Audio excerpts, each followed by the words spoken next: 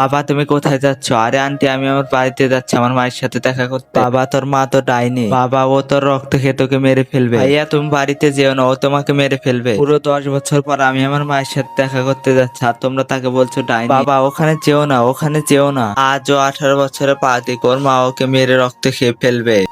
দাঁড়া তোর গায়ে তেল মালিশ করে দি, তাই তোর ক্লান্তি সব দূর হয়ে যাবে। মা পাড়ার লোকে বলে তুই নাকি ডাইনি। যাই হোক এটা আমার সন্তান, একে আমি খেয়েতে একদিন বড় করব। আরে আরে আমার সন্তান কোথায় গেল? 10 বছর পর।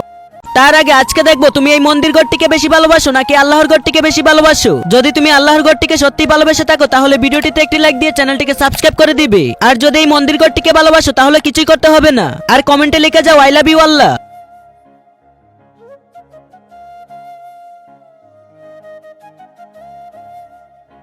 আরে 12টা বেজে গেছে, এবার আমি এর রক্ত পান করব।